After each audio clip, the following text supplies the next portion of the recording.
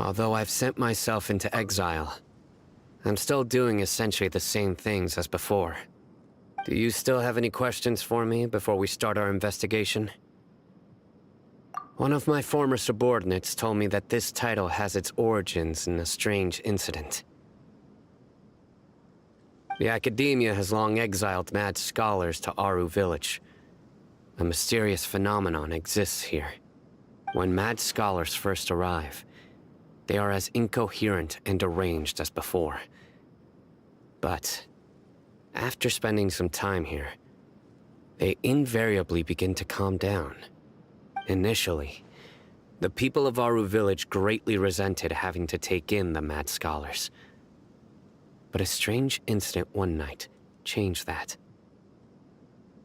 Aru Village was struck by the strongest earthquake in living memory.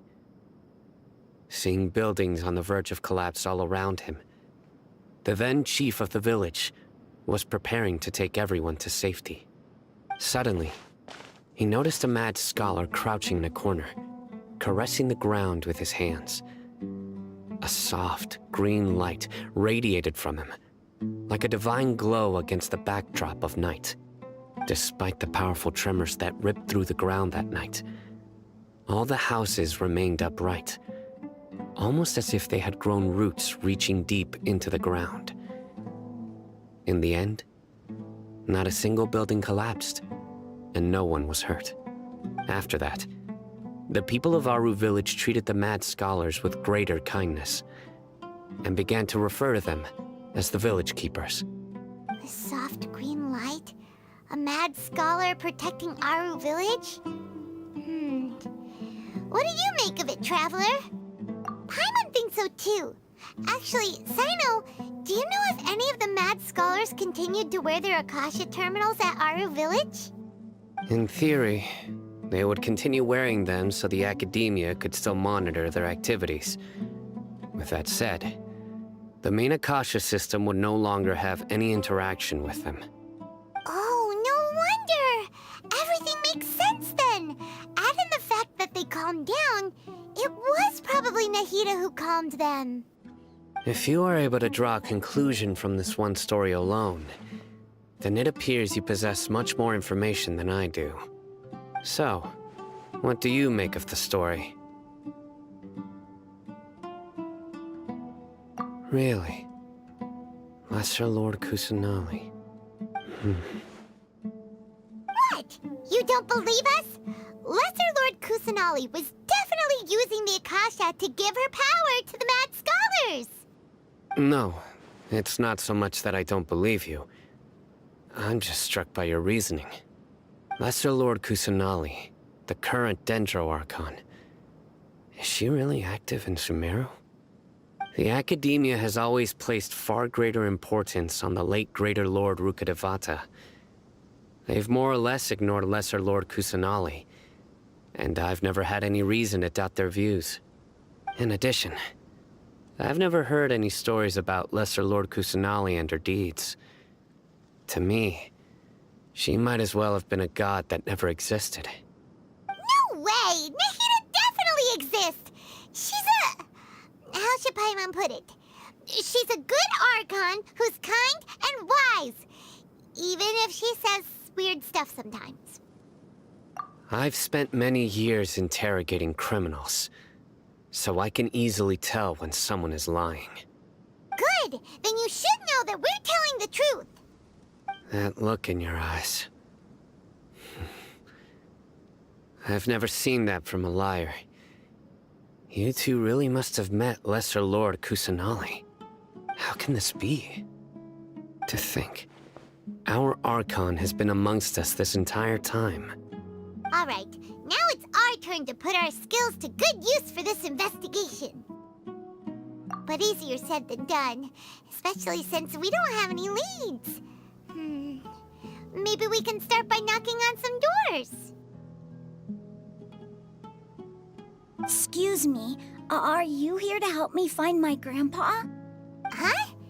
Who are you?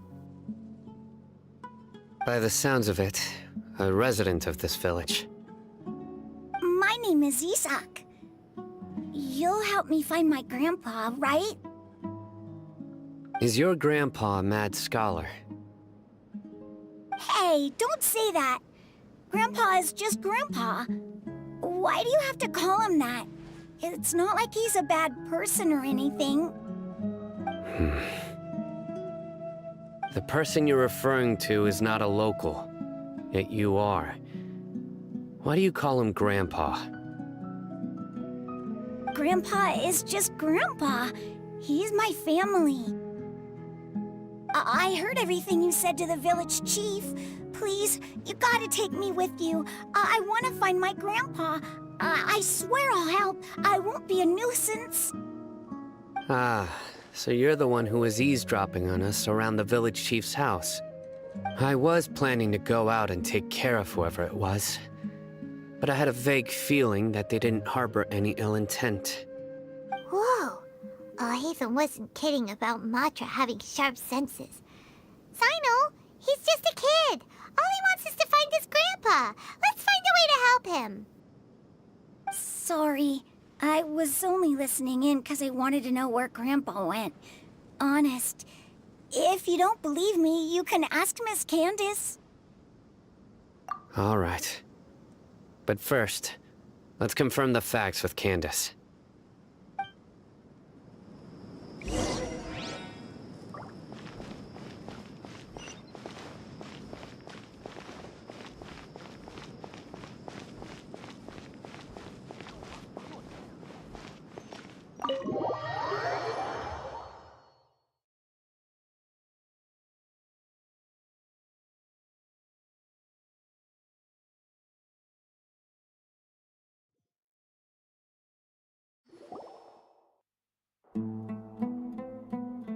Sino is super vigilant.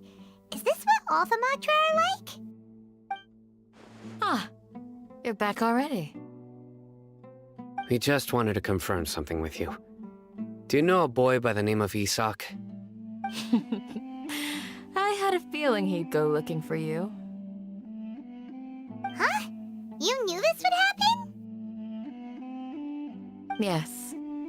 Although he tried his best to stay hidden, I still noticed him eavesdropping outside the window. He really wants to get his grandfather back. Isak's parents were both Aramite mercenaries who rarely returned to the village after finding employment in the city. He was raised by his grandfather. Unfortunately, it was only a few years before his grandpa passed away. Isak was still very young at the time, so various families in the village took turns caring for him so he could survive. Later, an elderly mad scholar arrived at the village. Isak thought the scholar bore a striking resemblance to his grandfather, and thus often spied on the man. However, the scholar was unkempt in appearance and incoherent in speech. Although Isak referred to the man as his grandpa, he was afraid and didn't dare to approach him. One summer night, the oft mumbling and bumbling grandpa suddenly calmed down and seemed to become more lucid. He even noticed Isak hiding in the distance. So Grandpa walked up to Isak and patted him on the head. He even took Isak to the entrance of the village, where he patiently taught the boy the names of the stars, and accompanied Isak until he fell asleep. The next morning, Isak woke up and wanted to go find his grandpa again, only to realize his grandpa no longer recognized him. However, even so, Grandpa retained his calm expression. It's said that those who saw the scholar claimed he no longer appeared to be crazy, but appeared to be living in his own world, almost as if he were sleepwalking. Isak was thrilled that his grandpa was able to find peace, and would follow him all the time, asking him things like, "Grandpa, want me to take you somewhere fun?" Or, "Grandpa, could you tell me stories about the stars again?" All this somehow just makes Paimon feel really sad. It seems like they both deserve so much better. Perhaps. Nearly everyone who lives in the desert has some form of hardship or regret. But even so, we must still continue on with our lives. It's also my reason for fighting. I must continue to protect this land.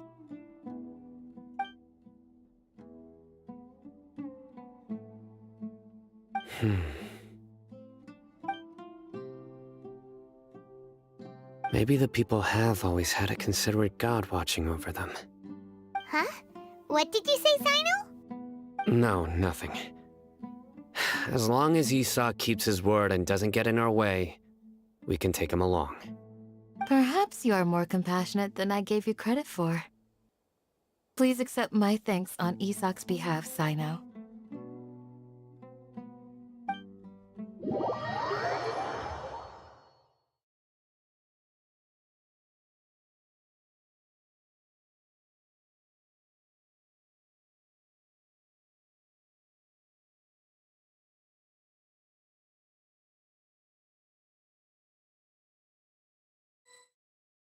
Hey, Isak! Oh, it's you guys! We've cleared everything up. Let's go find your grandpa. Really? Wow! Thank you so much! Yeah! All right. Let's ask the local residents some questions first.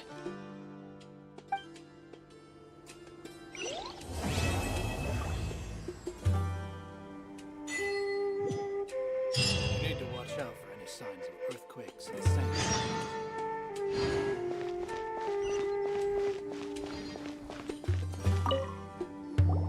Excuse me, did you happen to see where the missing scholars went? You mean the village keepers? Oh, let me think. When I was eating dinner the other day, I saw one of them by the side of the road, muttering away and eating mushrooms and tree roots. They shouldn't go around eating that kind of stuff. Okay. Did you notice anything else? Anything else? No, I think that's all I have to tell you. Sorry.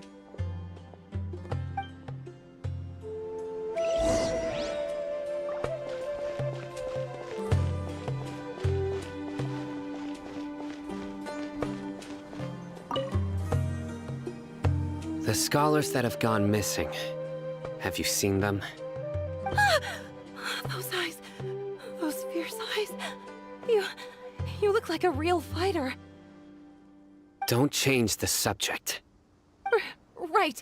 You were asking about the mad scholars. I think it's been a few days since I last saw them. I usually go to bed pretty early, so I'm not too familiar with what goes on at night. But honestly, I feel quite sympathetic towards them. Even though they act a little strange, they've helped me in the past. If it weren't for them, my house would have collapsed long ago. Do you also think Grandpa and the others are good people? Grandpa? Oh, hello there. It's little Isak. You mean that nice man who looks like your grandpa's long-lost twin, right? He was actually the one who protected my house. I saw it with my own eyes. He happened to be staying near my house that day and was doing something with his hands on the ground. It still feels pretty surreal now that I think back on it. Did someone teach them how to do that? Well, whatever the case, I'll always be thankful to him and whoever taught him to look out for others. I'm pretty sure that if I ever went mad, I wouldn't be able to do anything like that. Gotcha. Thank you.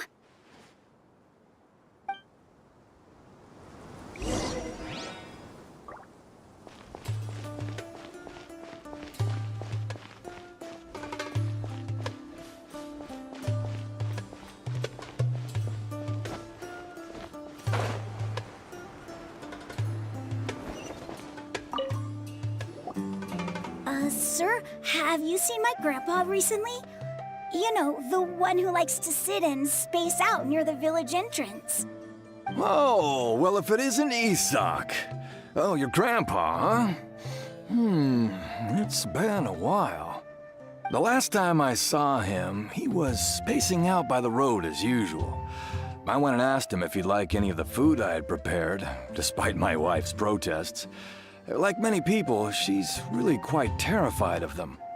And speaking of my wife, she's still always complaining about how I don't make enough mora. That might explain why she's always mad at me. Oh, thank you. Thank you for taking care of him. It was nothing. You're looking for him, right? Did he go for a walk and get lost? Yeah. That's no good. Well, once you found him, come by my place again and I'll cook a little something for the both of you. I've known you since you were very young, so as far as I'm concerned, you're family. Please feel free to come by anytime.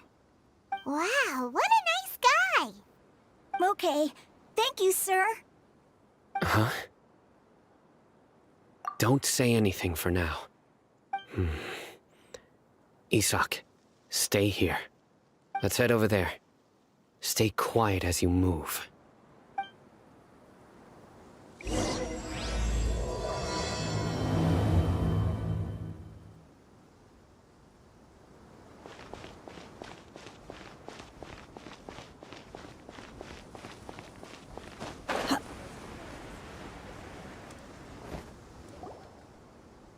Listen, see if you can make out what they're saying. Have you heard? The mighty King Deshret, the sovereign of our faith, will soon return to this world. Yes, of course I have. King Deshret is the one and only true ruler of this land. I've never believed in any other gods. Still, you say he's coming back, but it sure doesn't feel like life's about to change around here anytime soon. What's your proof? Haven't you noticed? The village has been getting more deranged scholars than ever. Delavar was saying that many people also went insane just before the fall of King Deshret's civilization in ancient times. We don't quite know why, but it seems like there's some sort of connection between insanity and King Deshret. Isn't it a sign of King Deshret's power that all the mad scholars have disappeared? If you ask me, they must have been chosen as the final sacrifice for King Deshret's resurrection. Huh. Now that you say it, that does make some sense. Does this mean our lives are finally going to take a turn for the better? Exactly. Those city folks will get what's coming to them. Now, repeat everything you've just said from the very beginning. Huh? Who are you? Where did you come from? My patience is running thin. You heard what I asked.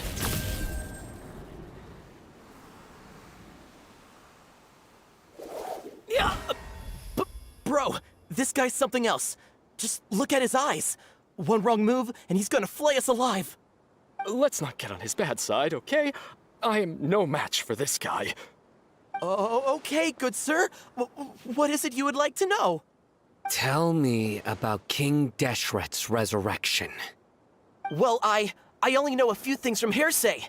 I went for a drink the other day and heard others talking about a rumor that the madmen will disappear and that King Deshret will return to this land. I'm not making this up, I swear! Hey, go on. Keep talking. It's true. It's all true, sir. We desert folk have had more than enough of those people at the academia. They keep sending us all their mad scholars and won't let us have a good life. Would you want to live like this if you were in our place? The radicals were even more thrilled than me when they heard the news. We're all praying for King Deshret's speedy return. Delavar also said that once King Deshret returns to our side, it's only a matter of time before we conquer the land on the other side of the wall. They're all willing to serve under King Deshret and fight for a share of the glory. Is that so? Seems like he still wants to know more. Keep talking. Got it! At first, I told myself it was just the drink talking, but then all the mad scholars vanished without a trace, just as the rumors said. Please, don't beat me up just for mentioning these rumors. If I'm guilty, then everyone else around here is also guilty. I'm just saying what the others said. The people here really like King Deshret, but dislike the Dendro Archon. Where is this radical person you talked about? I haven't run into him over the past few days, so he probably hasn't been around the village. What about you, man? Have you seen him at all? No, not at all. We wouldn't dare lie to you. He's really not here right now. Sounds like you're not too close with the radicals. No, of course not. All we know are their names. I have many ways to stop you from talking. And many others to stop you from sending warning messages. So you'd best just stay home and hope I don't hear of you trying to contact anybody. Don't do anything until I've gotten to the bottom of this. Try something foolish, and even Candace won't be able to protect you. Yes, yes, got it. We'll do just as you say. That scared Paimon half to death. Sino is pretty terrifying. He didn't try to reassure us at all. It's like he's used to hearing that. Oh, Paimon bets lots of people have told him that before. I heard that. Sorry. It's part of being a Matra. The rumor we heard just now seems like a strong lead. But we need to check a few more places. Very well. Isak! I'm here. Where's your grandpa's house? Well, I can take you there. Just follow me.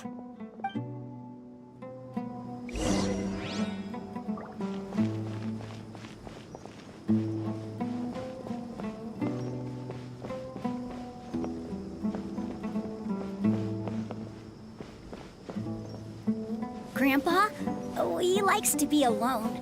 Sometimes he stares at the sky in a daze, and other times he just pokes at the ground with his fingers.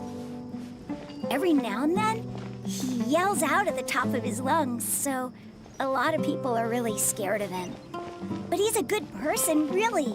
I know he is. I swear, he's just like my real grandpa.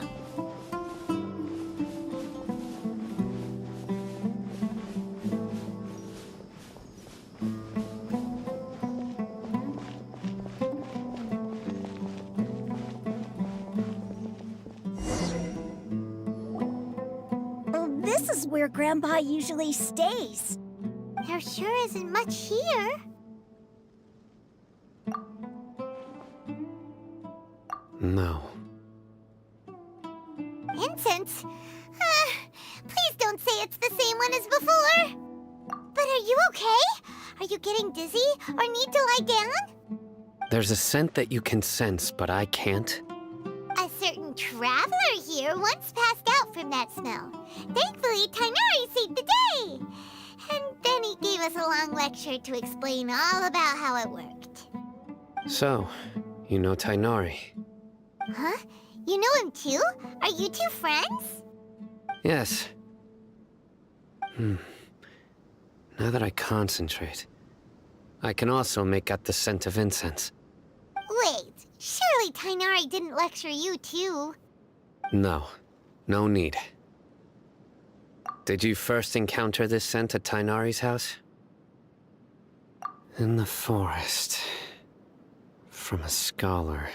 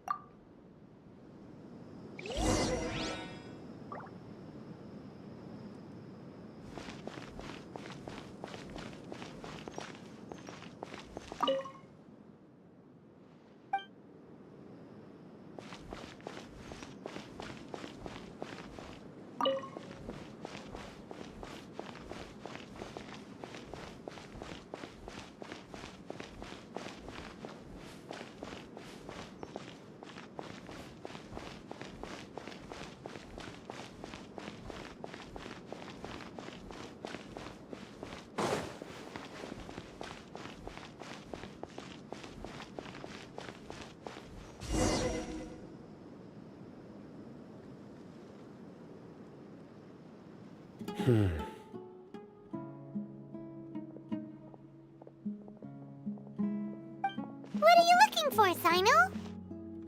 Here it is. Take a look right here. Paimon doesn't see anything. Although the traces have been completely buried in the sand, there are footprints here. From the size and shape, they belong to an adult male. This pattern is a common one from this area. Local shoes. This was probably someone from the village. The scent is quite faint, but still extant. The footprints head in that direction. But who would come looking for Grandpa? He doesn't have any friends. We'd have to ask whoever lured him away with the incense. Huh? So you can lure someone away with just a scent? Hey! What's wrong with liking good food? Everyone's got something they love in life. Exactly. Most scholars are fond of incense, since the smell supposedly helps them clear their minds and discover new knowledge. Even deep within the clutches of madness, they still yearn for their knowledge-seeking days, and will follow the scent whenever it presents itself. No, Grandpa. So, someone's taking advantage of their weakness? Huh. Still, why would anyone want to abduct all the scholars? Are the rumors really true? Could the disappearance of all the mad scholars have something to do with the radicals? It's highly likely. Please, you have to save my Grandpa. Grandpa's never done anything wrong. Please help him. Sounds like we'd better help get him back. Don't you worry, Isak. We won't let whoever took him get away with it. Let's head to Aru Village and inform Candace and the others about what we learned here. After that, we'll set off to find the scholars.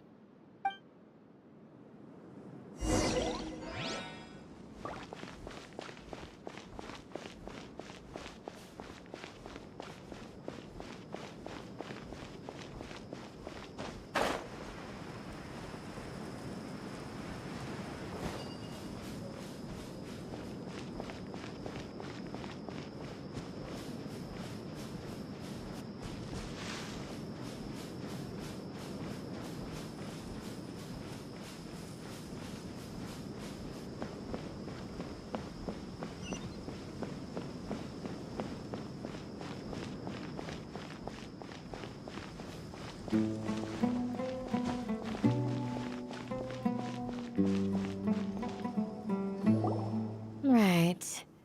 The darker fabric definitely looks a lot better. That'd be my choice, too. We're back, Candace! We've got a lot to tell you. Ah, welcome back. Sounds like everyone's friends already. Oh, Dia's here too! You bet. So, everything goes smoothly? Reasonably. Alhaitham didn't go with you? We haven't seen him at all. Huh. I saw him around the village entrance earlier and figured he was investigating with you. I guess he must have gone off on his own. Did you find out anything useful?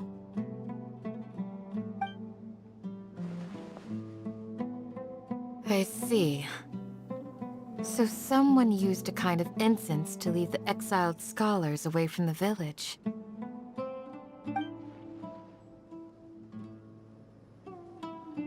The resurrection of King Deshret? First I've heard of it. Far as I know, the kind of incense you just mentioned is only popular beyond the wall. Scholars are fond of it, but as you can see, there aren't many scholars still studying around these parts. No seller would be able to make a profit here. Not to mention, making incense is a labor-intensive process. You won't see anybody in the desert with the patience to make or sell something that requires that kind of effort. It seems someone from beyond the wall must have been supporting this. Makes sense. So what should we do then? Do we go back to the academia and search for leads there? If it was any other day, that would be your next logical step. But today, you've got me on your team, so you get an extra tip. Didn't you say that the villager got his news from the tavern? Well, I also like to drink at the tavern, so I know a thing or two about these radicals he mentioned. If source correctly, the leader of the radicals is some guy called Delavar. Ah, yeah. Delavar, the scar-riddled bandit, Engur, the wide-eyed butcher, and Jabari, the duck-tailed bearded crook. The whole lot of them are known around these parts. These guys have one thing in common, and that's being broke. The rougher life gets, the more they want to believe in King Deshret. Way they see it, King Deshret's resurrection is their only chance at overthrowing the Academia. Throwing all of Sumeru into chaos is the only way to change the way of life here in the desert. Anyway, that's my guess why they've chosen to become radicals. Tia! You're amazing! You really know this place inside and out!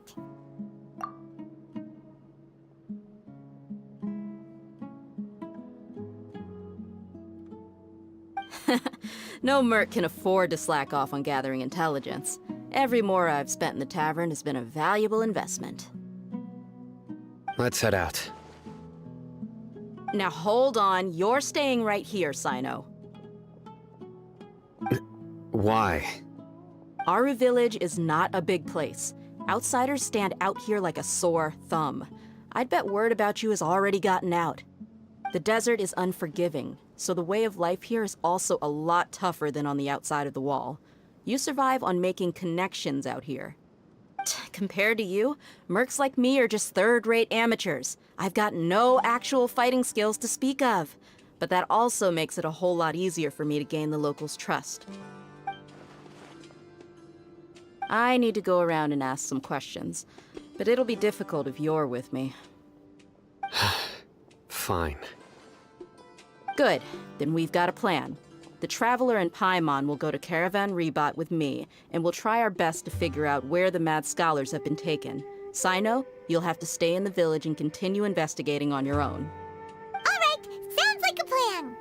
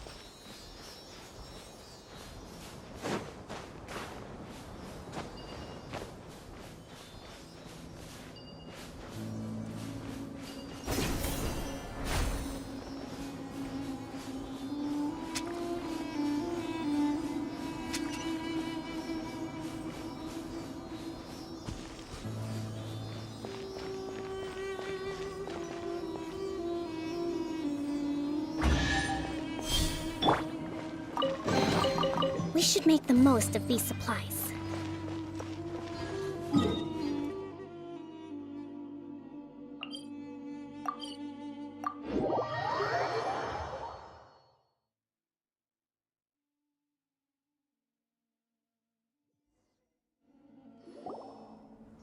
Well, here we are again.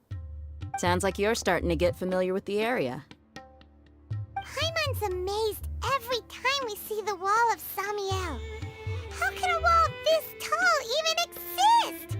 It's almost unreal. I know what you mean. I had the same question every time I walked this way when I was a kid. Also, why is this high wall here? And can a wall really block sandstorms? It was only after I grew up that I realized the wall of Samiel isn't just there to keep out the sandstorms. It serves a more important purpose, keeping out people like us. Sumeru is run by wise and mighty sages.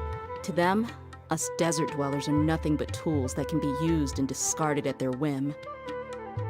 We're cheap labor, like livestock, but easier to control. Nothing more. Even if a child from the desert got the chance to obtain an Akasha terminal, almost all their requests for knowledge would be denied. The Academia believes we're underserving.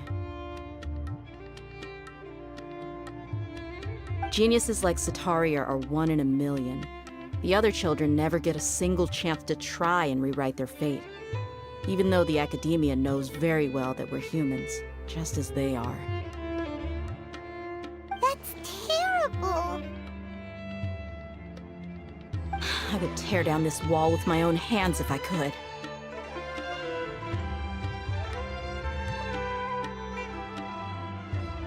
Hey, Dia. You're not thinking about doing anything scary, are you? No, not at all. This place just gets me thinking, that's all.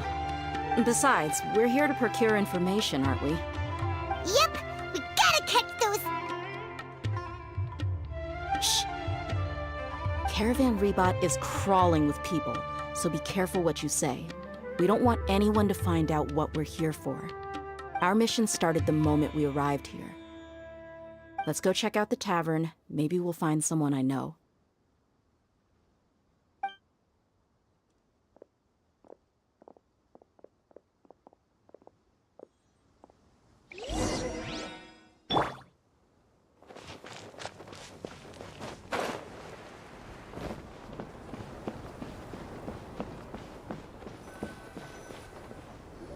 Just our luck. None of them are here today. You mean, you don't see anyone you know? Dia, is that you? What a coincidence. You here for a drink too? Zaki. Finally, a friendly face. Oh, and who do you have with you here? Guests from another land? Hello, hello. I'm Zaki. Dia's, how would you put it? Drinking buddy? We've had drinks together a few times. You could say we go back a ways. Anyway, as far as my friends here, they aren't too shabby, are they? You rarely see any Outlanders so friendly and respectful nowadays. Absolutely. Much better than those people on the other side of the wall. So, Dia, are you looking for someone? Yeah. Have you seen Enger, Delavar, or Jabari recently? Of course I have. Matter of fact, we were all here drinking together just a few days ago. I've got a spice trading deal from another nation. I thought maybe Delavar and his friends might be interested. Know where I could find him? Ah, how thoughtful of you. Then I assume you also know that Delavar's been having a hard time making ends meet these days, so you came here to help him out? Hey, keep it down. Let's just say I prefer to keep this deal a secret. Y'all at Caravan Rebot are like family. If there's more to be made, why not do it together? Besides, Delavar and his friends have muscle. They'd be a good fit for escorting the goods. Yes, how considerate of you. Delavar's my friend too, so of course I can take you to him. Come with me.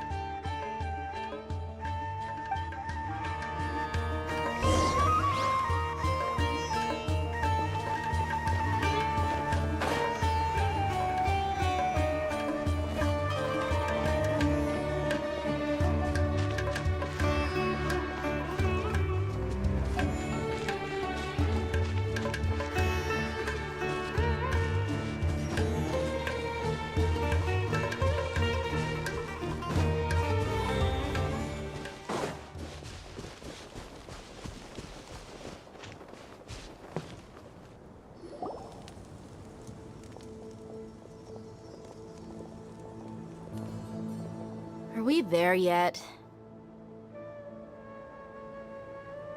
Yep, this is the place. This place is practically deserted. What are they doing in a place like this?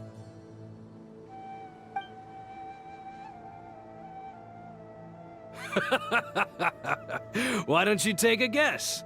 Go on, a wild stab in the dark.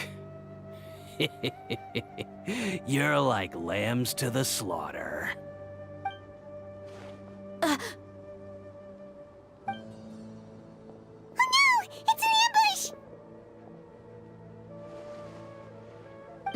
What's this all about, Zaki? Come on, Dia. You really think we didn't hear about what you said back in Aru village?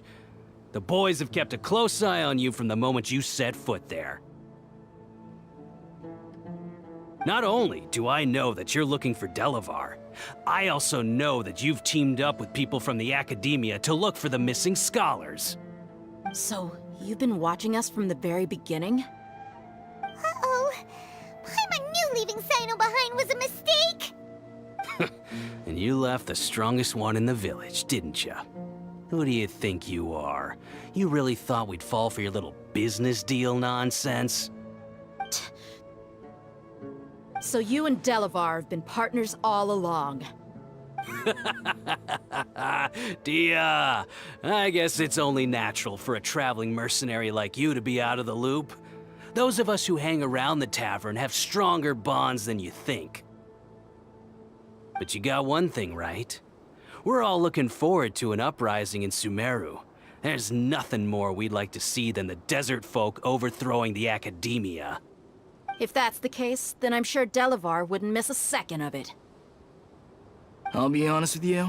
If it weren't for what you said in the village, your little monologue about the Wall of Samiel would have convinced me that you're one of us.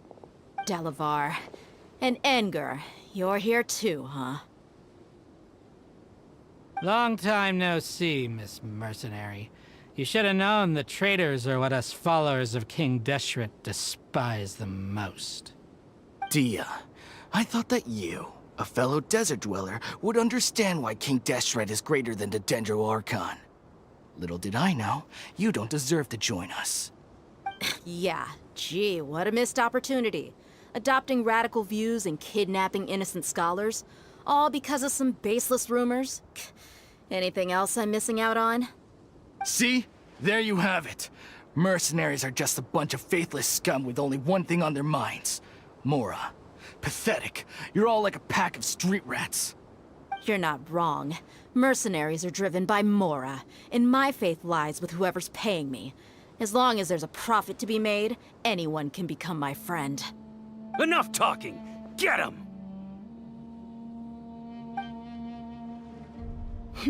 Just as I expected. Let's teach him a lesson, traveler.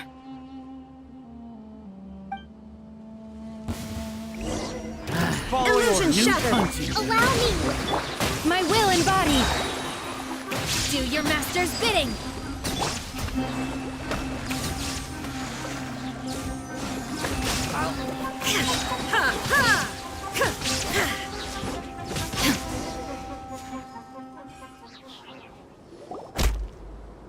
Impossible! How could you? So, what do you think about your meticulous network now, Zaki? How did you say it? It's only natural for a traveling mercenary like me to be out of the loop. I'm guessing your informant told you that I'm just an incompetent merc with no real fighting skills, correct?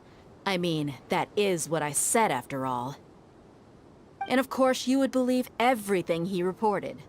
The only thing you know about me is that I'm a mercenary, but you've never seen me in action. Even though you heard we went to handle monsters together, you believed that Candace was the only one doing all the real fighting. That so-called Flame Mane is just a fraud. She admitted it herself.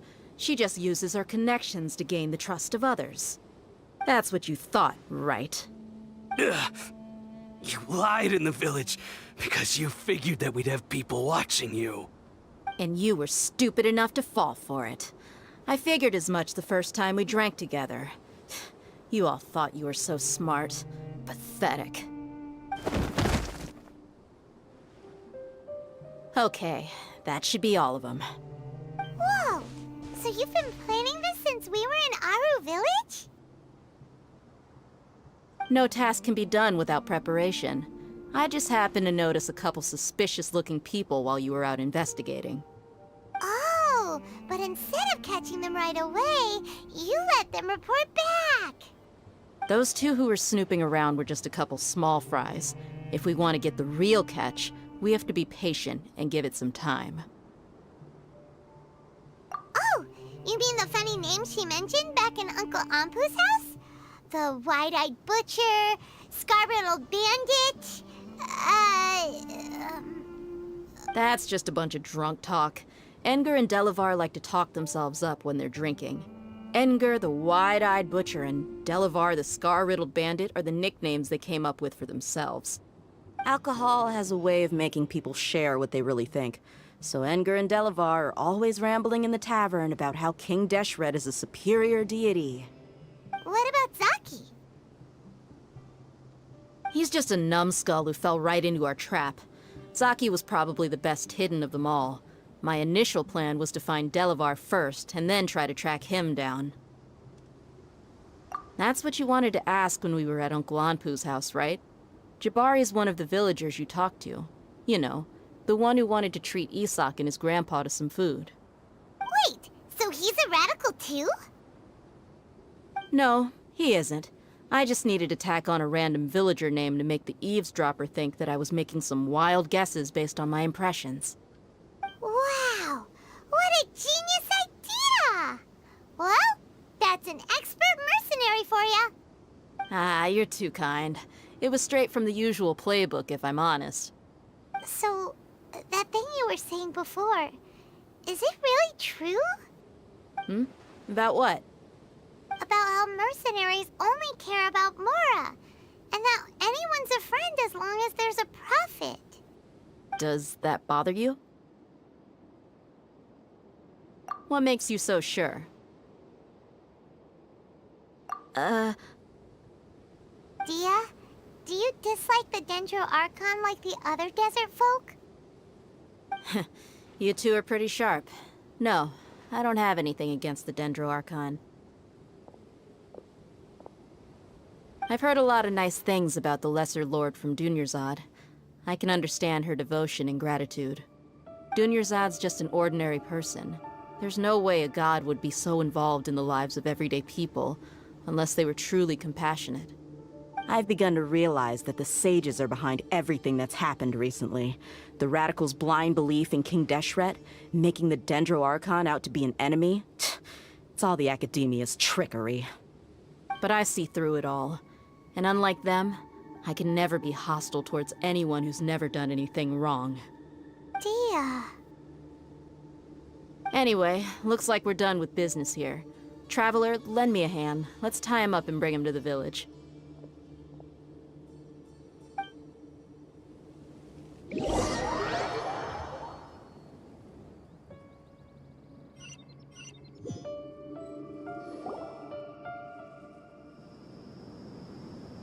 This should be all of them.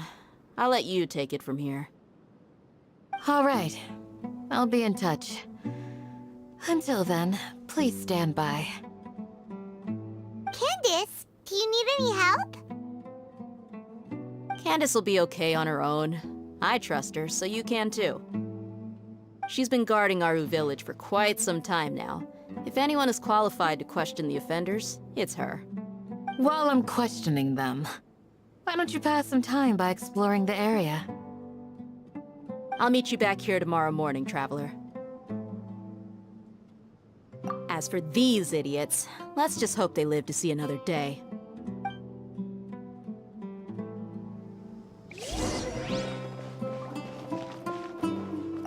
Candace is an expert at dealing with people like this. All we have to do is wait for her word.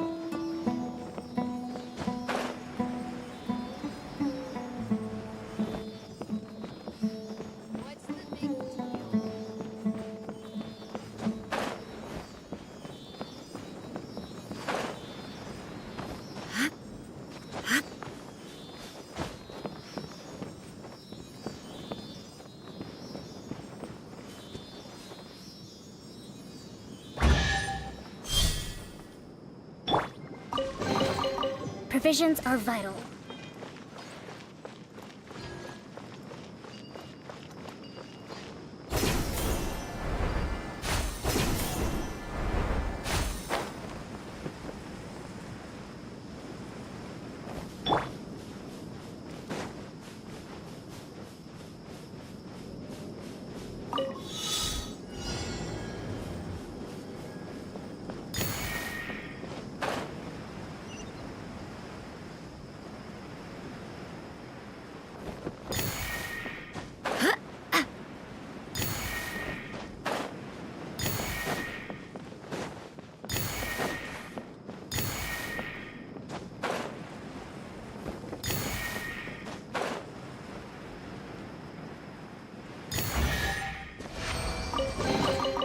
I hope the others find some.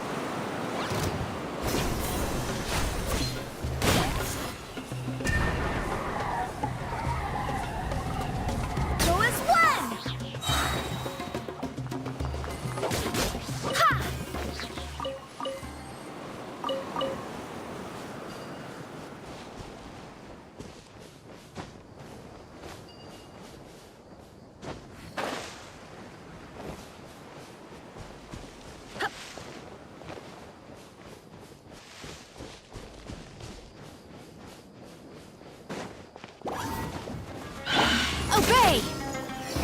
Hold the line! Wait, hear me.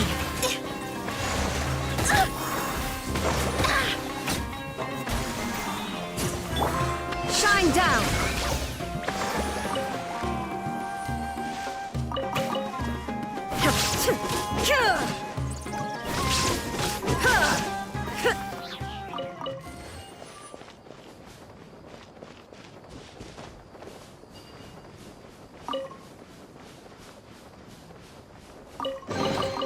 Take them. I have no need.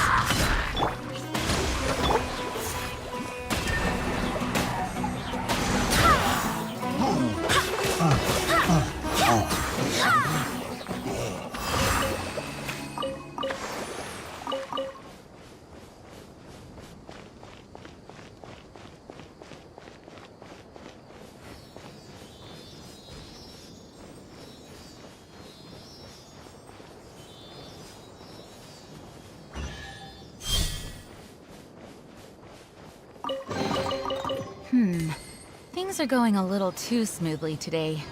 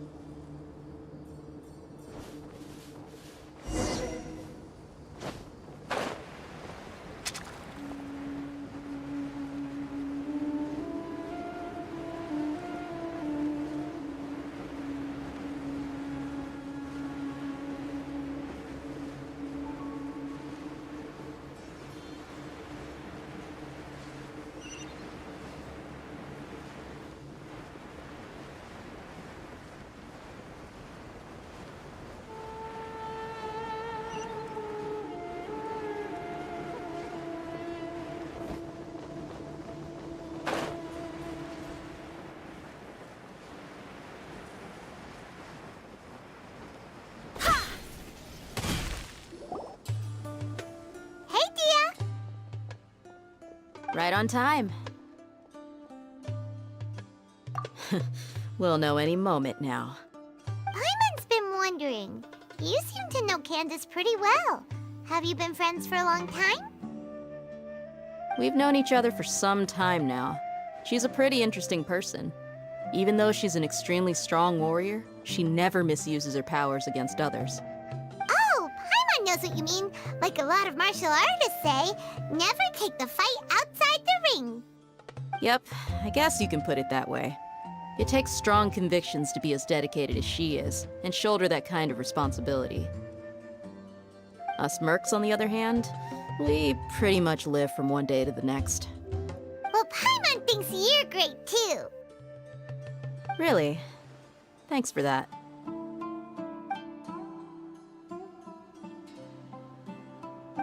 Oh, Sino's here, and he's pretty early too. Yes.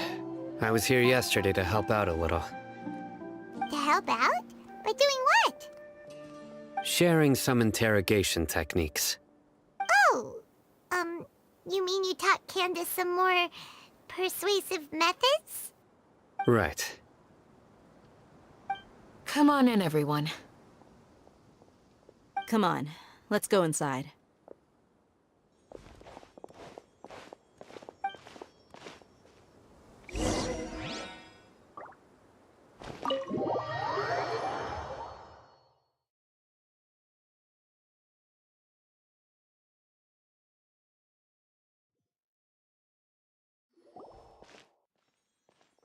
Candace, where? Whoa, you look furious. Do I? Huh. What gave it away? Oh, there's no mask that can hide true bloodlust. Cover up your eyes, and it'll still show itself at the corners of your mouth. Perhaps I need to work on my composure. Still, it's perfectly understandable why I'm angry. I'm sure everyone present would agree. Yes, ma'am. Please, don't beat us anymore. We're gonna die. Well, looks like Sino taught her well. You fear death yourselves, yet you do not hesitate to place the lives of others at risk. The absurdity is mind-boggling. The ones you call mad scholars are known to us as the Village Keepers. They are vital members of our community, and some even count them as family. You come here, to my village, and you treat my people as nothing more than stepping stones towards your goal. Tell me, what would you do to you in my position? Mercy! Please have mercy! You've made your bed. We may all be desert dwellers, but there's one thing that I understand better than you. The resurrection of King Deshret will only result in war. And war serves no one. The people of Aru Village care little about which god is in power. Life may be tough and tiring, but we wish to preserve our way of life. A war would only cause us to lose all that we have. And that is not a responsibility that you can afford to shoulder. We understand. We're sorry. I'll tell you everything I know. Please, just let us go. I'm listening. You might not believe this, but it wasn't us who came up with this idea. Someone was spreading rumors in the tavern. That's how we ended up hearing about King Deshret's resurrection. Some mystery man told us that mad scholars will make the perfect sacrifice to usher in King Deshret's resurrection. They give their lives, and we can get anything we wish for. They're called Village Keepers. Slip up again, and you'll regret it. Yes, sorry. It was all that mystery man's doing. He told us to spread the word about King Deshret's resurrection, and talked us into helping him. In return, he said he'll help facilitate the resurrection process. I'm not sure. That's one. Huh? One what? Strike. You get a total of 3. Then, you die by my hand. Wait, I'm telling the truth! We don't know anything! It was all him! 2. He got us to lure them out of their houses in the night with some kind of incense. We take them to a junction outside the village. Then the mystery guy takes them from there. You gotta believe me, please. I'm telling the truth, I swear. Just ask them if you don't believe me. That was indeed the truth. Traveler, go on.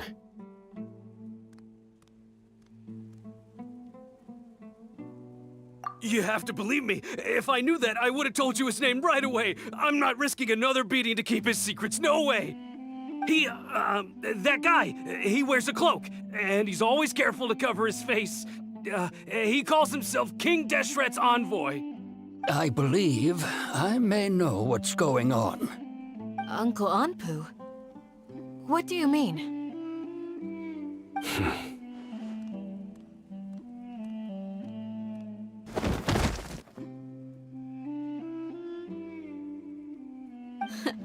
Smooth. Okay, speak. If my suspicions are correct, this mystery man they speak of could be from the Academia. Some time ago, people from the Academia attempted to take the village keepers away. I refused, insisting that they are part of our community. It strikes me now that this secretive character shares the same goal they had. Which means it's highly likely that the Academia was purposely spreading a false rumor to trick the radicals into delivering the village keepers right into their hands. They were the ones who brought them here to begin with. Now they're trying to take them back? We aren't gonna let that happen. Not the Academia again. Just as I thought. But what could they want with the village keepers? People are nothing but tools in the eyes of the Academia. A change in their plans likely means they found another way to exploit the scholars.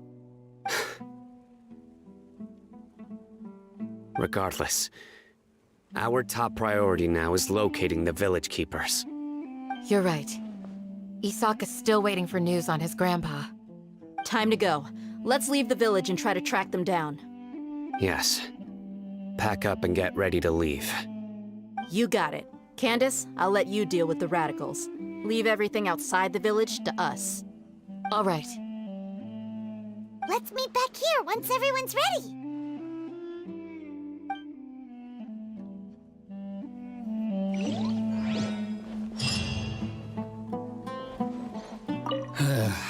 I just hope everyone's all right.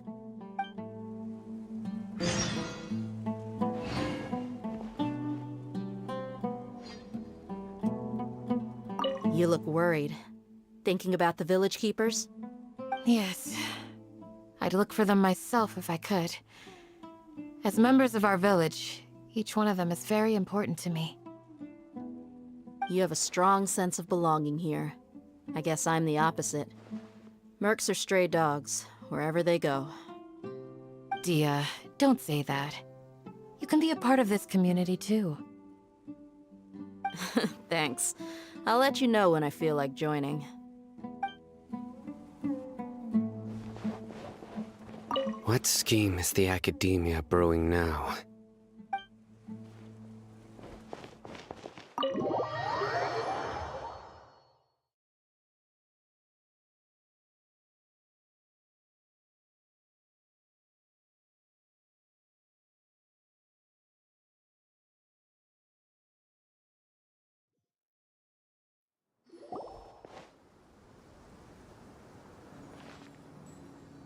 Let's get some food in us and then we'll... Whoa! Where did you come from? Well, as you can see, I am merely sitting here and reviewing what we have deduced thus far. You were gone for ages! And now you're suddenly sitting here musing to yourself? Where have you been anyway?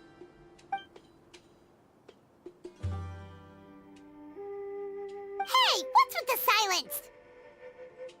You never think things through before asking questions. I'm giving you some time to make up for that. Paimon's so mad!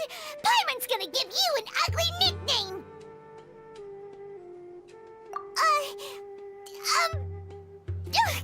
Never mind! Paimon's got nothing.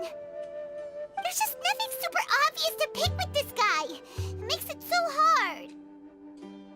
Well, you've heard nothing to suggest I left this whole time. So clearly, I stayed in the village to investigate. Anyway, you plan to leave Aru Village and keep searching for the truth of this matter, yes? Yep. We're not gonna find out anything more by staying here, so we thought that we might as well take the search elsewhere. Enough with the silent treatment! No. I'm just surprised that you decided to team up with him. Alhaitham, you haven't helped us out at all ever since we arrived at Aru Village. Bold of you to question our choices. Yeah, you're all talk! While you were investigating, I had my own work to do, which I've now finished. Really? Paimon doesn't believe you. To be honest, we aren't really a team, so I have no obligation to inform you of my whereabouts. Not to mention that going separate ways allowed me to find some important information that you all had missed. Huh? Right here in the village? Correct. What did you learn? I'm going to take you to someone. But before that, you need to understand where she's coming from. What does that mean? How do you think the residents of Aru Village feel about what we're doing? In other words, do you truly believe every single word the villagers tell us? You mean some of them lied to us?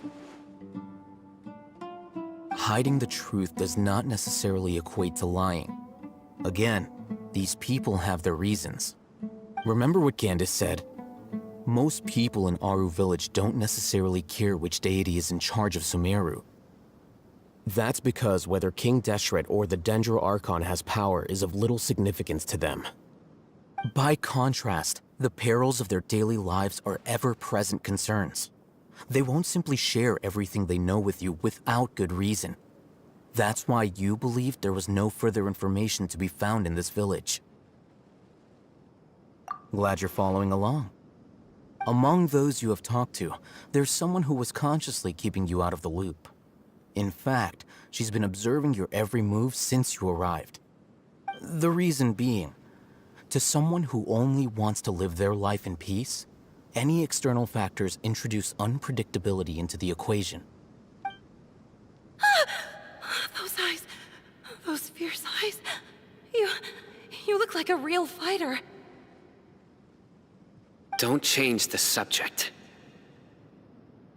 It's quite obvious that she's intimidated by Sino's authority and strength. Right. You were asking about the mad scholars. She corrected herself mid-sentence because she's aware that there are King Deshret fanatics in the village. If she sounds too friendly towards the village keepers, she could easily make herself the radicals' next target. I think it's been a few days since I last saw them. I usually go to bed pretty early, so I'm not too familiar with what goes on at night. Remember? She made a point of denying her involvement in anything that occurs at night. But honestly, I feel quite sympathetic towards them. Even though they act a little strange, they've helped me in the past. If it weren't for them, my house would have collapsed long ago. After speaking to the village chief, it became clear that the village keepers had protected Aru Village at night. In other words, the young miss was very much awake during that time. Then why would she lie? By getting involved with an outsider, she risks drawing unwanted attention to herself. As for why she might be so wary about all this, maybe you should ask her. I'll pass on this one. You said that she is afraid of me. If so, it's best if I stay out of this. We're on it!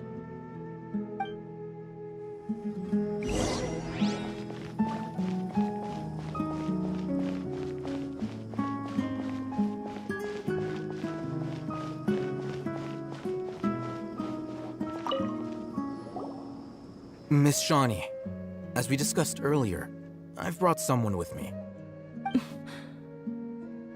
Mr. Alhaitham, I'm aware of where you stand, but how can I make sure that your friends think the same as you?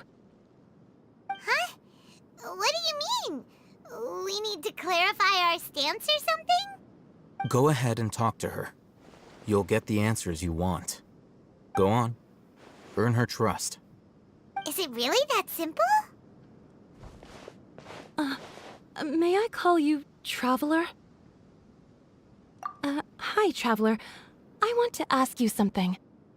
Do you think the resurrection of King Deshret can truly change Sumeru for the better? Why's that? That's very similar to what Miss Candace says. I know you two are friends. That's why I'm willing to talk to you, even though I do have some reservations. Before, I wouldn't even have the courage to ask something like this. Traveler, do you believe our lives will get better?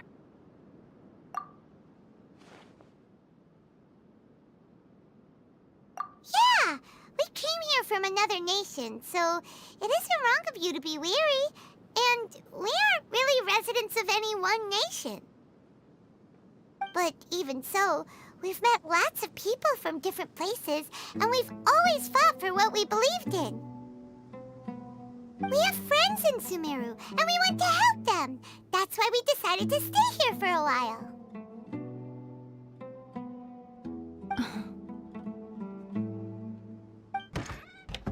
I want to trust you.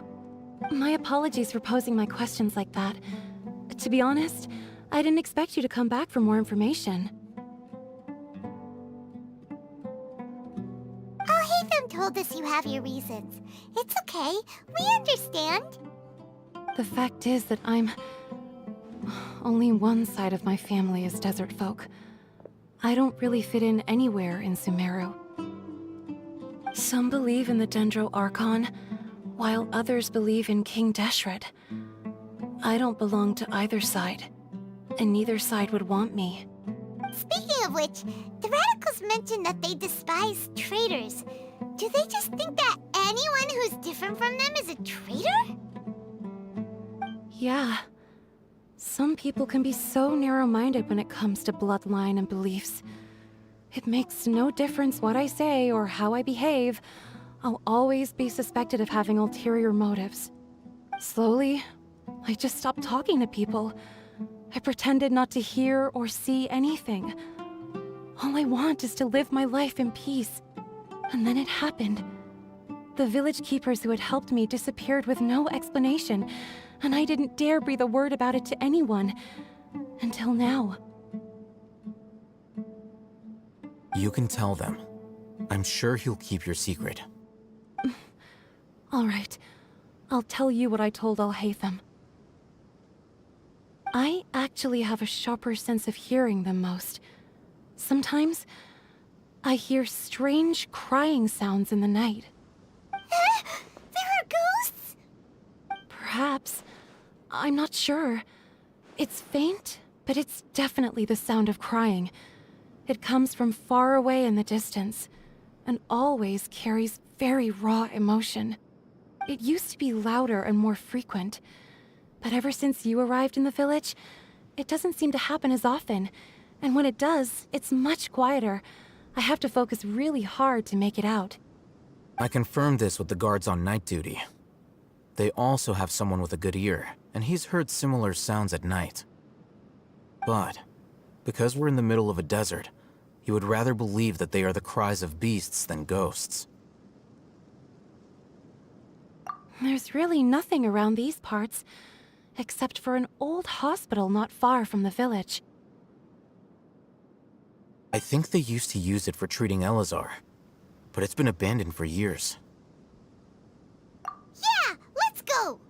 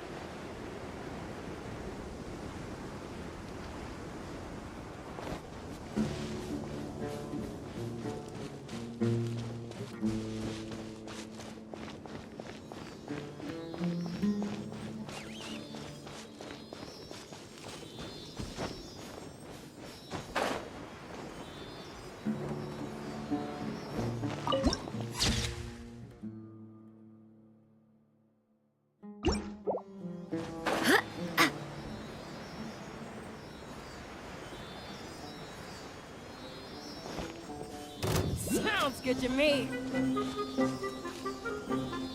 Take that!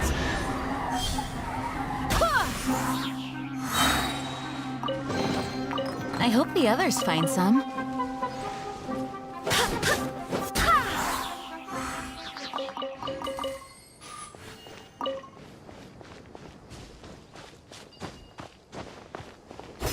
Oh, is this the place? It's in terrible shape, and there's sand everywhere. Empty and forgotten. An ideal place to hide people.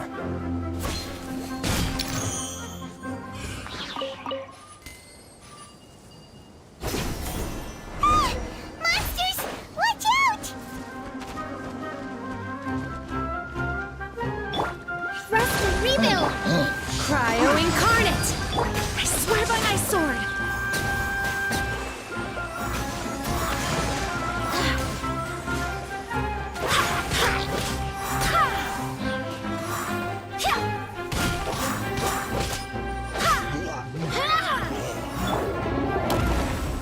Torn to oblivion! There is no escape!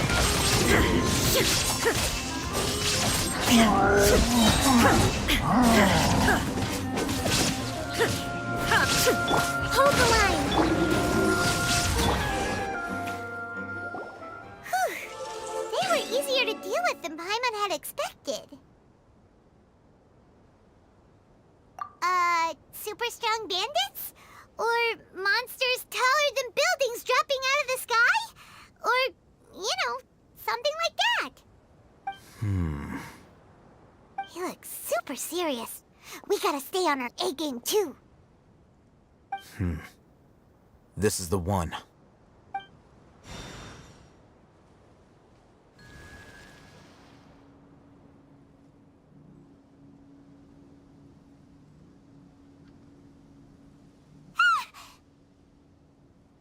Let's go in and take a look.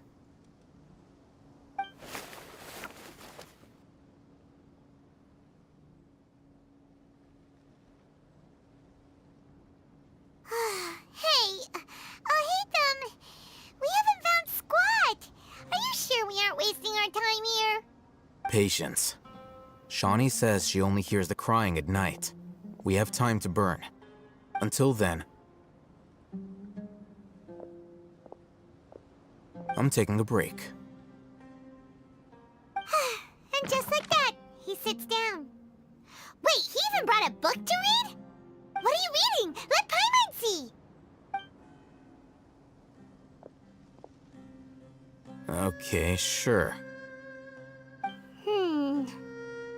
Huh?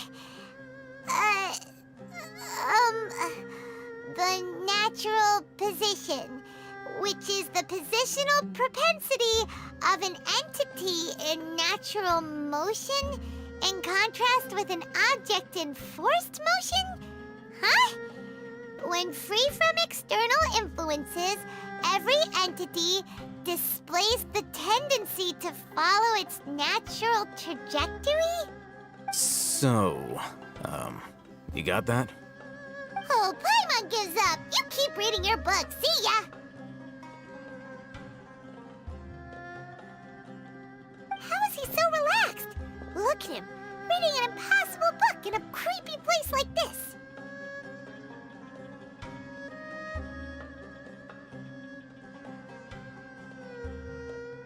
Hey, what good is that gonna do for you? You're acting like one of those annoying grown-ups who go around nagging people to focus on their studies. Hey, what gives? Shouldn't you be the one providing for Paimon? Oh, right. Okay then. Thank you for working so hard and earning so much more. If it weren't for you, Paimon would probably still be floating around in the ocean somewhere. Thank you.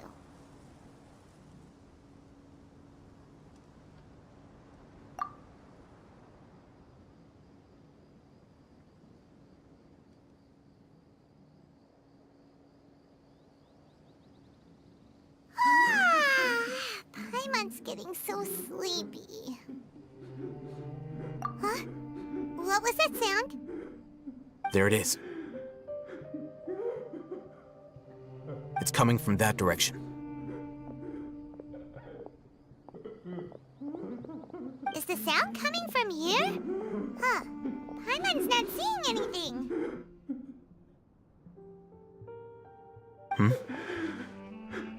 It's from below. But there's no way we can get down there. Something is off about the interior here.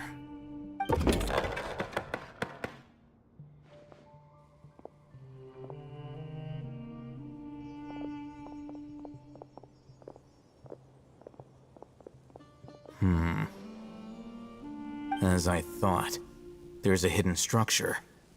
Wow. It's like they tucked another hospital into this one. Oh, it looks like there are other mechanisms around here. Let's keep exploring.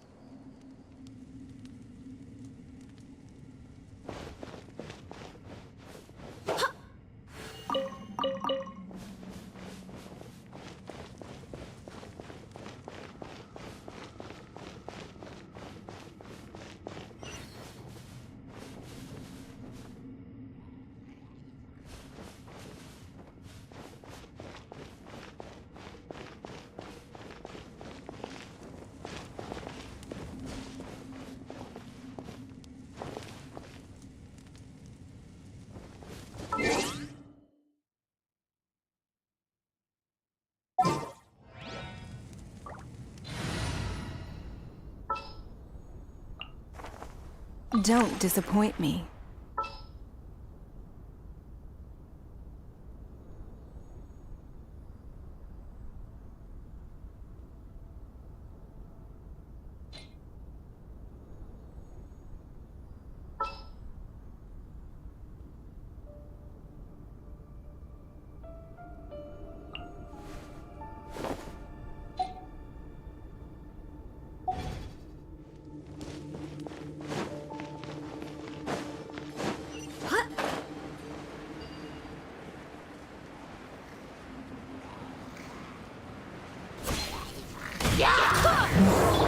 Rest and rebuild! Give up! Submit!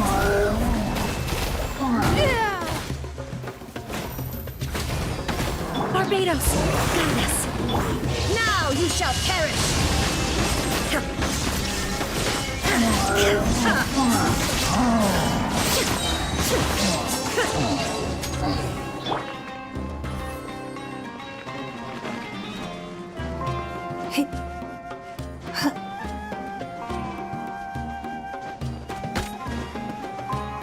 It's not.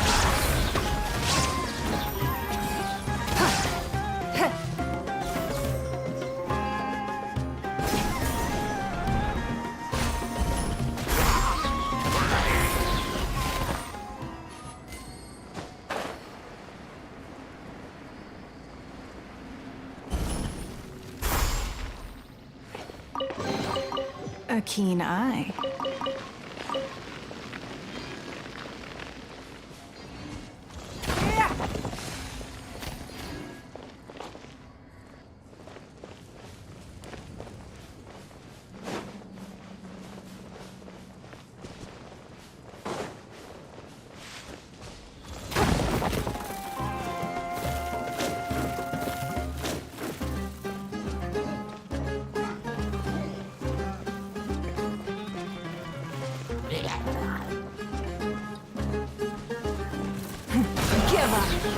Allow me!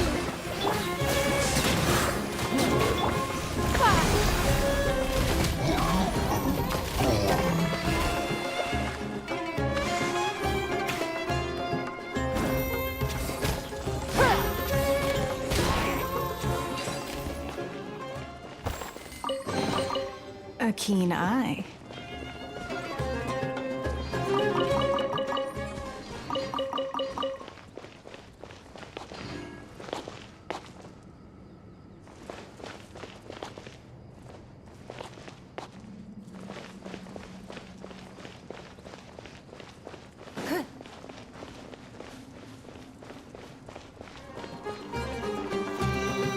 It's nothing.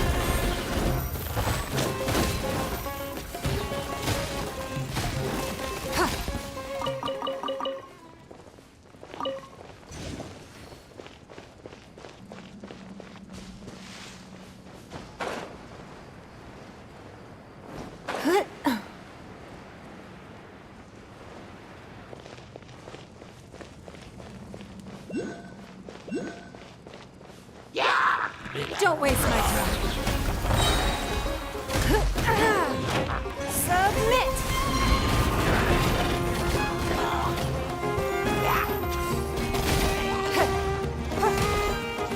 Give up!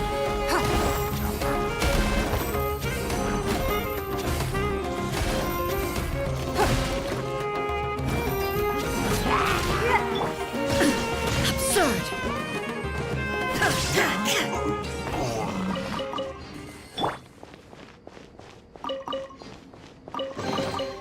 I hope the others find some.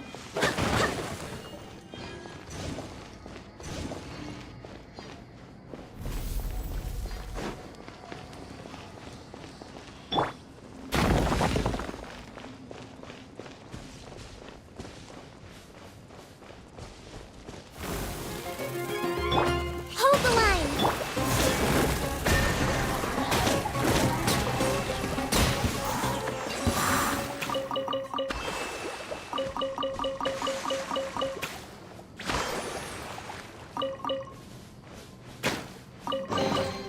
What a pleasant surprise.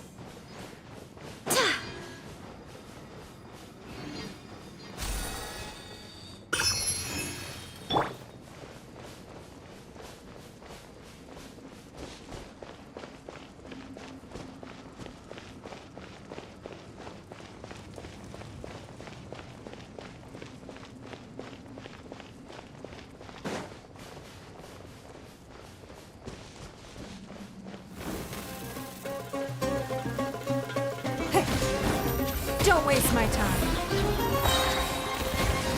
Your life is mine.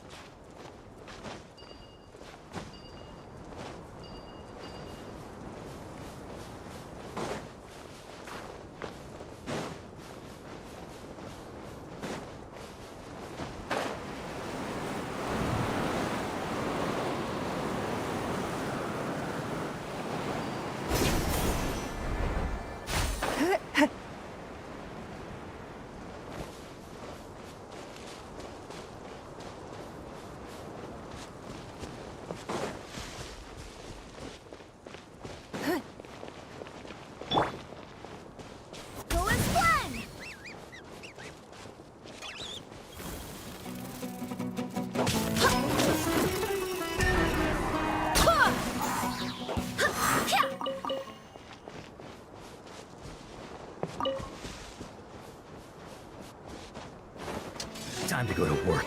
You are not welcome here.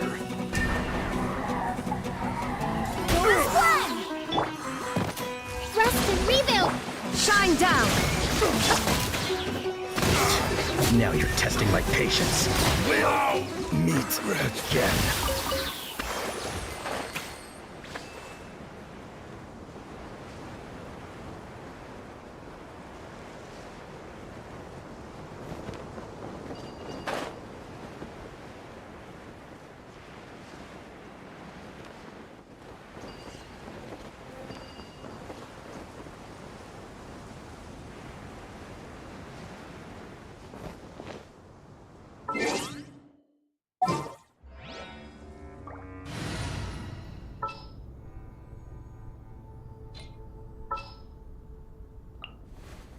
All expenses paid travel? Count me in.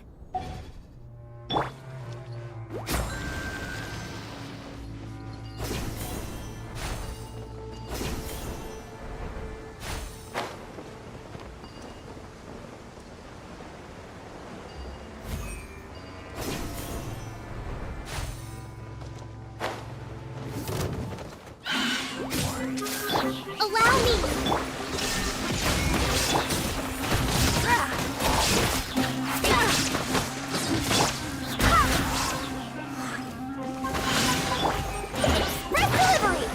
Barbados, guide us. Now you shall perish.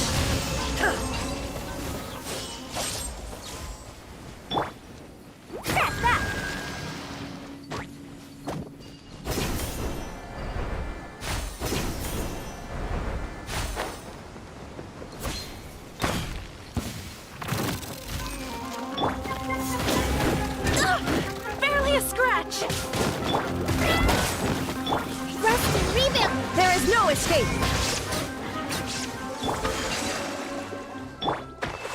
Coming through!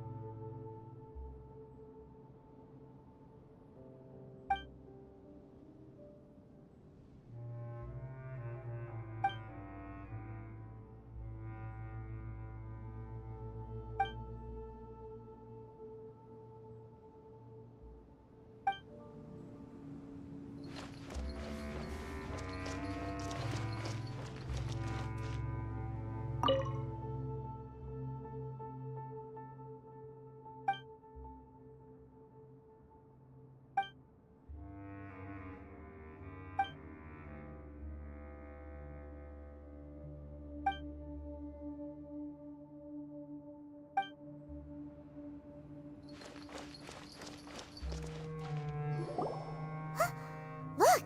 There's someone over there! Good idea. Let's approach him slowly without alarming him.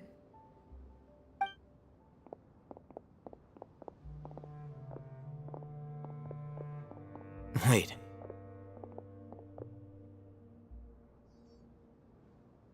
You're...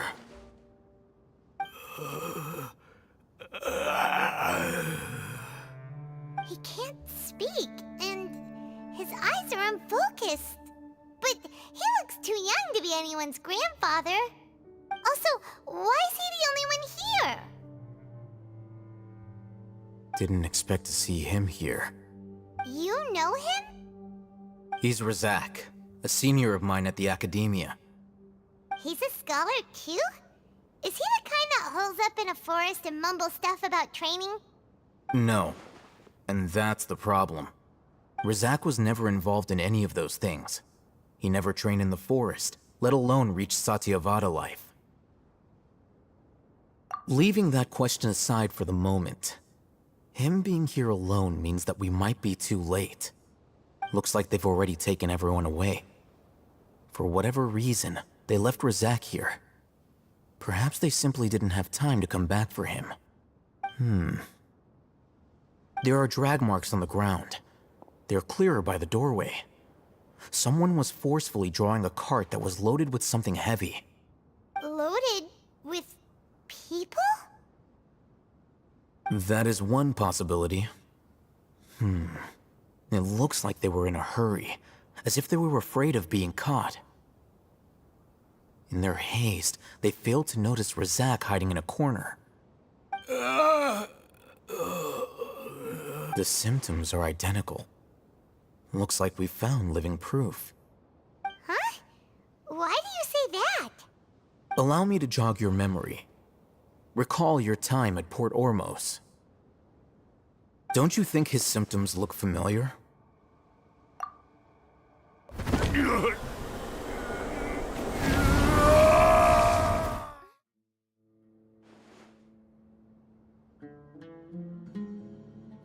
Oh, now that you mention it, they're acting the same way. Correct. The academia is behind all of this. It isn't difficult to deduce their rationale. First, the academia spread a false rumor of King Deshret's resurrection, emphasizing the role of the village keepers, the mad scholars who were exiled to Aru village. These rumors were all the persuasion that the radicals needed, and those based in Aru village leapt into action.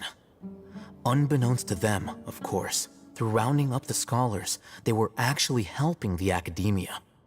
As well as being able to exploit the radicals for their own ends, this scheme has one further advantage to the academia. All the risks and responsibilities are offloaded onto King Deshret's followers. Life for the desert dwellers has been brutal ever since King Deshret's death all those years ago. Beneath the surface, feelings of desperation are widespread.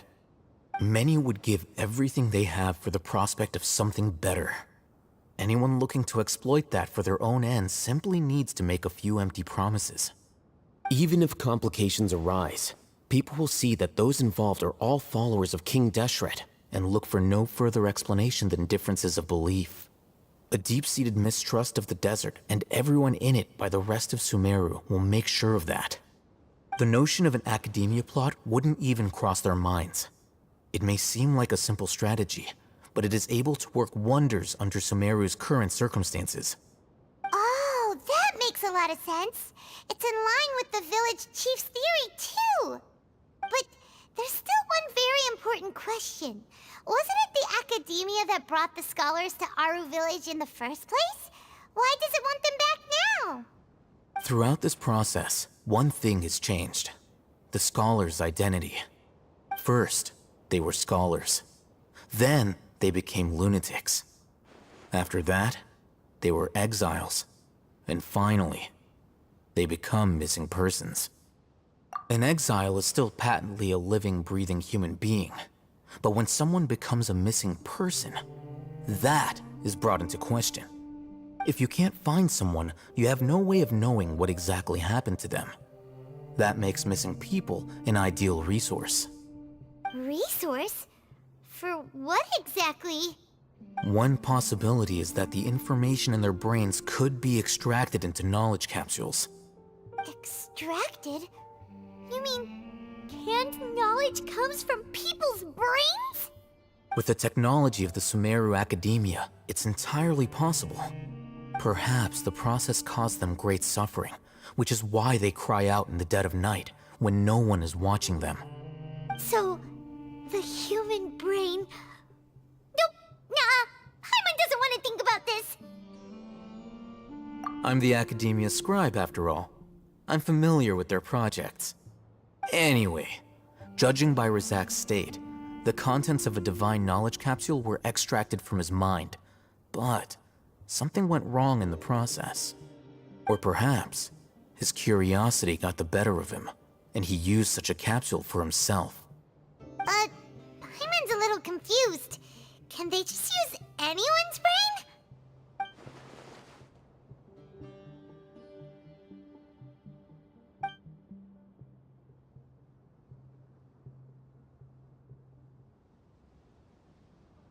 The look on your face tells me you've realized the answer. That's right. To some scholars, gaining knowledge about the gods is their entire life's pursuit. Extracting canned knowledge is just one of the extreme measures they turn to. However, I can't help but wonder, what do they seek to gain from divine knowledge? The academia is going out of their way to look for forbidden knowledge, but what is their ultimate goal? I've spent quite some time trying to analyze the contents of the divine knowledge capsule, but to no avail. It seems like my way of thinking is too different from theirs. You mean you're not even slightly interested in getting your hands on this forbidden stuff? All scholars seek to expand the horizons of knowledge, but I'm not particularly interested in gods, so I don't share their degree of zealotry. Extracting information from people as if they were lifeless objects? If this is the direction of academic progress, then the academia may as well shut its doors. Sounds like you're really against all this. Of course. The academia's actions run contrary to their rules. Whether it be academics or knowledge, everything has its boundaries. If those lines are crossed, the rules and order that govern everything in the world will be destroyed. This matter needs to be corrected, just like fixing a typo in a book. Wait, didn't you step in to help because you felt sympathy for those poor people? Not to be callous, but no. My criteria are a little more restrictive than that. There is no shortage of suffering in Sumeru, and the same can be said for the rest of Teyvat as well. What do you plan to do about that? Save every last person? Probably not. Paimon's not sure. You can say that. Simply put, I don't blindly place my faith into strength or heroism. I do what I want. The divine knowledge capsule is something I want to investigate in full. That doesn't mean I'm willing to take action for the sake of a few strangers.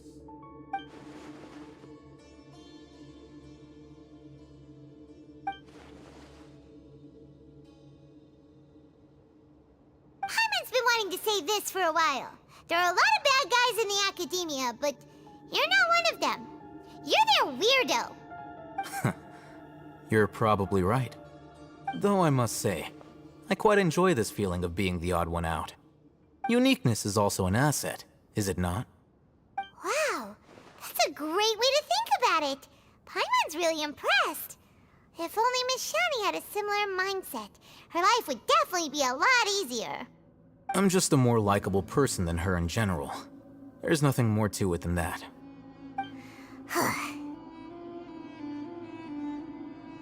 He won't last long if we leave him here.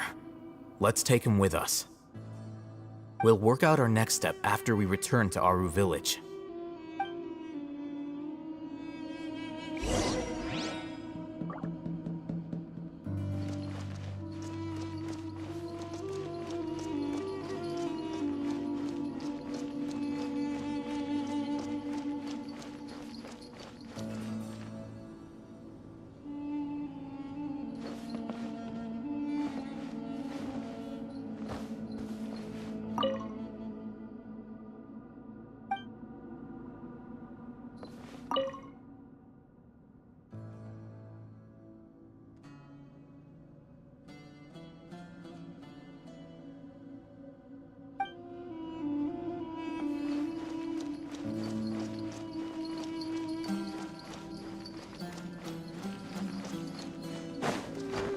Yep.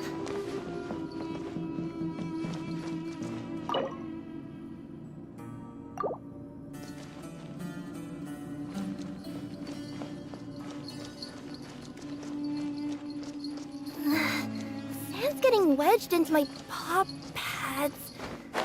Feels kinda weird.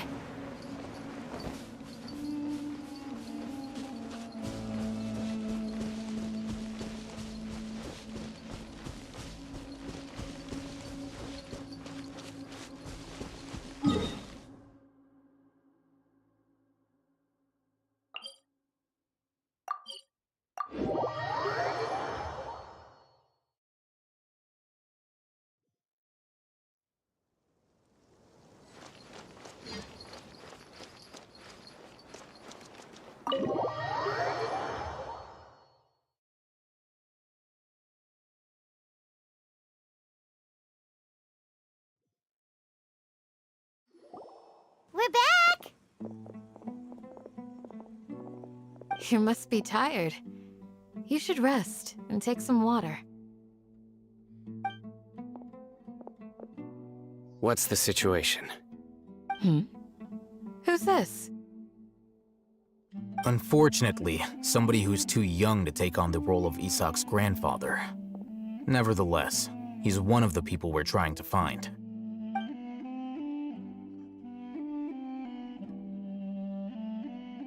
So, at one point in time, the abandoned Elazar Hospital served as the Academia's site for extracting divine cant knowledge. Yep, pretty much. Their plan must have been implemented at some point before we arrived at Aru Village, since divine cant knowledge has been in circulation for a while now. Yet, they fled once we were headed to the village, almost as if they knew we were on their trail. Why is that? Yeah, why is that? We may have a mole in our midst. One of us could be secretly revealing our whereabouts to the Academia. Huh? Are our friendships that shallow? Looks like none of you have realized wherein lies the issue. Sino, you're the reason why they can predict our movements. Wait, what's that supposed to mean? Choose your next words very carefully. It is simply a logical inference. I have my reasons. So what you're saying is, Sino's the mole. Interesting. And here I thought you were the most suspicious one, Al-Haytham, since you were always acting alone. I know. You have a point. But I realized something as we were returning from the hospital. Sino isn't like any of us. What are you trying to say? Do you still remember who you are, General Mahamatra? As a Matra, you are no doubt privy to certain kinds of information. Before you can take action against someone, you are required to have all the facts available, including the less than savory details. Simply put, the Academia has traditionally allowed you access to a wealth of sensitive information. Knowing their modus operandi, wouldn't you expect them to take precautions against you? If you want to raise a vicious wolf, you need to make sure that you can avoid its bite. The Academia is monitoring me? It's not that simple. The Academia has eyes all over Sumeru, but they have a special protocol for dealing with you. Every so often comes a Nyagarbaha Day. On this day, the Academia enters new information into the Akasha through knowledge capsules. I remember seeing the thick notebook next to the control panel once. Its contents were all about the General Mahamatra, his activities throughout the day, preferred methods of enacting judgment, everything. You're saying that the Academia entered my information into the Akasha too? But what's the point in doing that? My actions aren't important enough to be added into the Akasha. The Akasha is capable of computation. The Akasha's algorithms are entirely capable of predicting your movements using the data entered. When you would depart, the route you would follow, your destination. It knew all of this.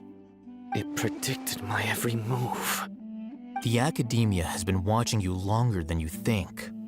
However, the fact that you resigned is proof that their suspicions were well-founded. So that's how it is.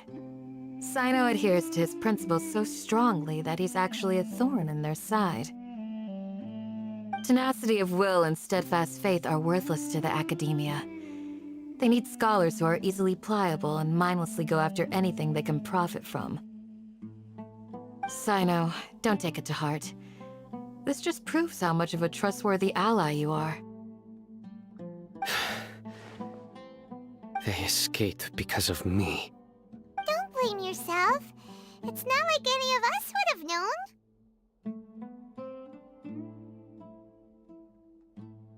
I have an idea.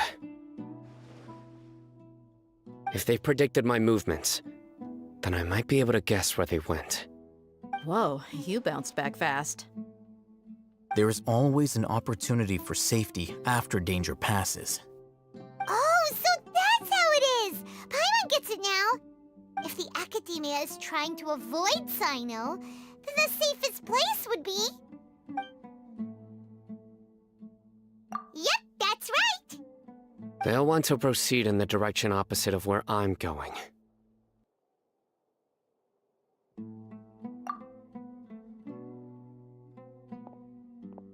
I must go. There's also something I want to investigate. Let's go, guys! After 'em! Please, wait! I want to go too! You want to go too? If so, you have to promise you'll stay safe. I want to find Grandpa. I promise I'll be careful and not cause any trouble. Everyone, I leave him in your hands. Yay! Let's go! Remember to pack some food with you! Paimon feels like we're missing someone, though.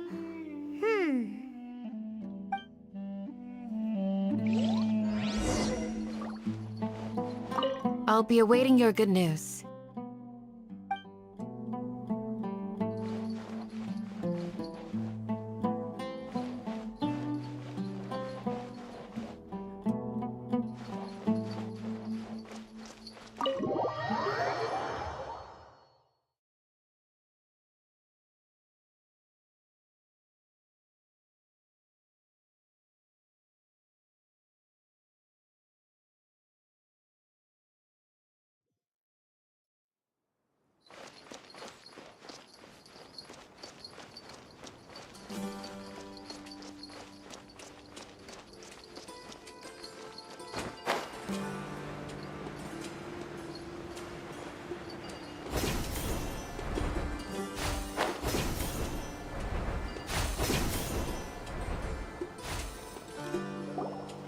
So, where do we go from here? Yes. After leaving the village, we should head straight toward the desert.